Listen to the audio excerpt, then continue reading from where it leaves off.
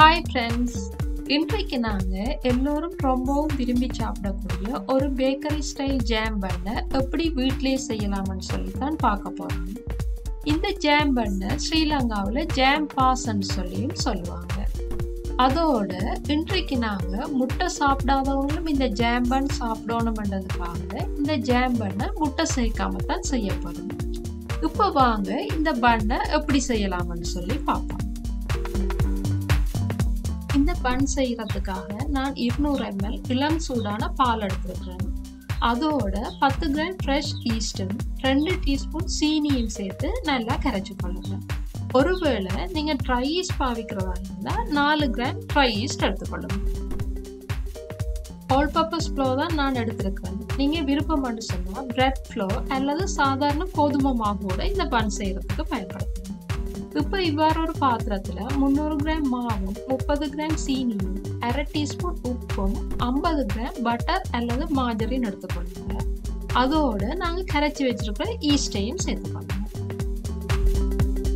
இப்போ இந்த மாவை நீங்க இவ்வாறு ஹேண்ட் மிக்ஸை பாவிக்கிறதா இருந்தா ஒரு 2 தொடக்கம் 3 நிமிஷமும் இல்ல கையால பிணைகிறதா இருந்தா ஒரு 5 நிமிஷம் நல்லா அழுத்தி பிணைஞ்சு கொள்ளுங்க. இந்த பன் செய்யறதுக்காக நாங்க 300 கிராம் மாவு எடுத்திருக்கிறோம். அதுக்கு இந்த 200 ml பால் சரியான அளவா இருக்கும். இல்ல மா உங்களுக்கு கையில ஒட்டுற மாதிரி இருந்தா மட்டும் கொஞ்சமாக மா சேர்த்துக்கொள்ளுங்க. இப்ப பாருங்க, எங்களோட மா நல்லா குழப்பட்டு வந்திருக்குது. இப்ப நாங்க இந்த மாவை ஒரு ஈரத்துணியால 1/2 மணித்தியால மூடி வைப்போம். இப்ப 1/2 மணித்தியால மாறிட்டுது. இப்ப வாங்க நாங்க எங்களோட ஜாம் பண்ண செய்ய தொடங்குவோம்.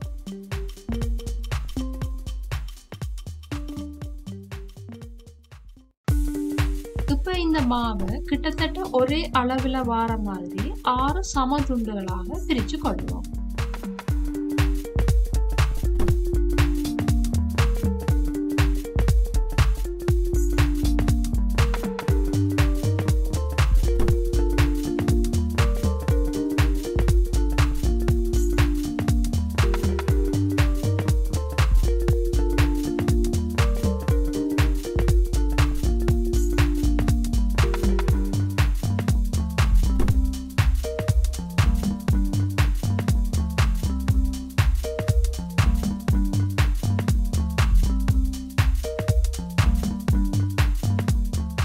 இந்த பவுல்ஸை இவ்வாறு ஒரு டிஷ்யூவால அல்லது ஒரு துணியால மூடி வச்சுட்டு ஒவ்வொரு பவுல்ஸா எடுத்து நாங்க பண்ண செய்ய தொடங்குவோம்.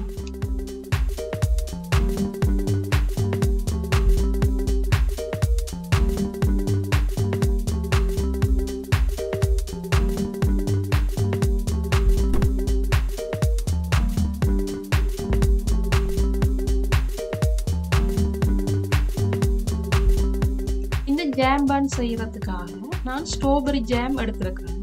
நீங்க உங்களுக்கு பிடிச்ச ஜாமை எடுத்துக்கொள்ளலாம்.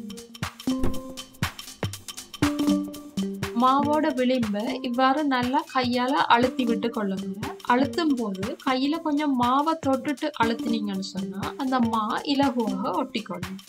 ஆனா இதுக்கு நீங்க தண்ணி எதுவும் பூசக்கூடாது. சும்மா கையால அமர்த்தி விட்டாலே தானாகவே ஒட்டிக்கொள்ளும். இப்ப இந்த விளிம்புகளை இவ்வாறு மடிச்சு விட்டு கொள்ளணும்.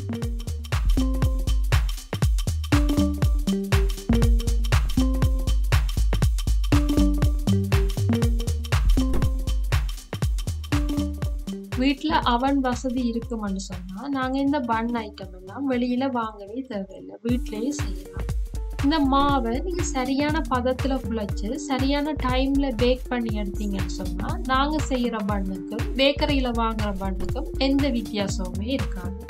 அதோட இந்த மாவை குழைக்கும் போது இவ்வாறு ஹேண்ட் மிக்சரெல்லாம் குழைக்கணும் இல்ல, கையாலையும் நீங்க நல்லா அழுத்தி பிணைஞ்சிங்கன்னு சொன்னா 2 பண்ணுக்கும் எந்த வித்தியாசமும் இருக்காது.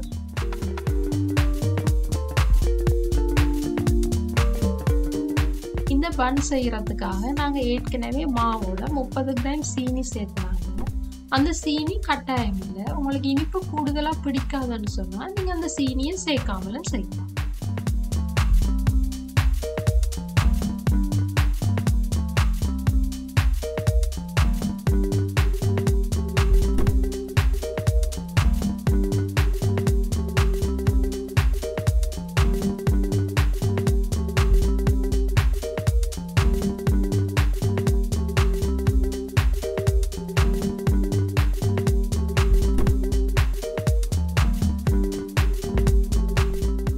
பாருங்க எங்களோட ஜாம் பன் எல்லாம் செய்து முடிச்சிட்டோம். இப்ப இந்த பண்ணை அரை மணித்தியாலம் ஒரு துணியால மூடி வைப்போம்.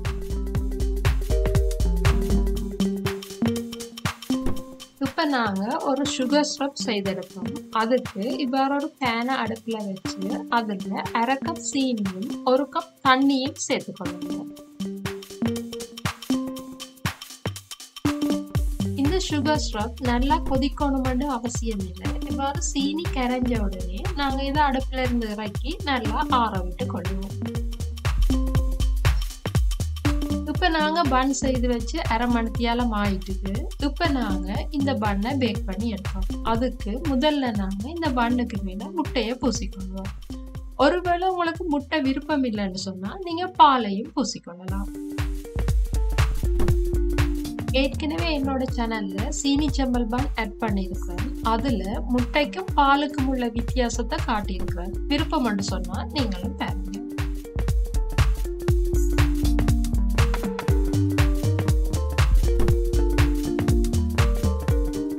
பாருங்க நாங்க எல்லா பண்ணுக்கும் முட்டை பூசி முடிச்சிட்டோம். இப்ப இந்த பண்ணுக்கு மேல சீனி கொஞ்சம் தூவி கொள்ளுவோம்.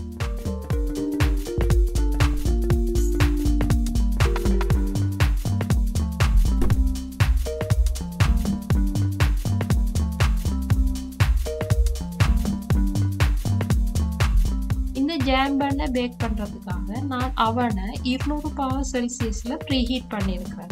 இப்ப பாருங்க அவனும் ரெடி ஆயிட்டுது. நாங்க இந்த பண்ணை பேக் பண்ணி எடுப்போம். அவன்ல பண்ணை வைக்கும் போது இவ்வாறு நடுத்தட்டுல வைங்க. வச்சுட்டு 10 தொடக்கம் 12 நிமிஷம் பேக் பண்ணி எடுங்க. இந்த டைம் ஒவ்வொரு அவனுக்கும் மாறுபடும். அதால நீங்க ஒரு 10 நிமிஷத்துக்கு பிறகு திறந்து பாத்தீங்கன்னு சொன்னா அந்த பண்ணோட மேல் பக்கம் நல்லா கோல்டன் ப்ரௌனா இருக்கும்னு சொன்னா நீங்க இறக்கி எடுக்கலாம். இப்ப பாருங்க 12 நிமிஷம் ஆயிட்டுது. எங்களோட பண்ணம் நல்லா பேக் பண்ணப்பட்டு நல்ல கலரா வந்திருக்குது. இப்ப நாங்க இந்த பண்ணை இறக்கி எடுப்போம்.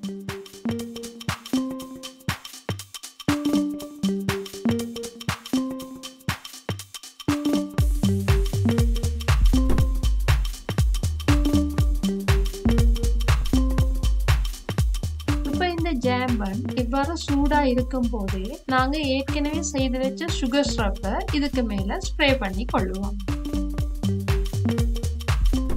இந்த சுகர் சிரப் கட்டாயம் இல்லை, உங்களோட விருப்பம் தான். இனிப்பு கூடுதலா வேணாம்னு நினைக்கிறார்கள் இதை தவிர்த்து கொள்ளலாம்.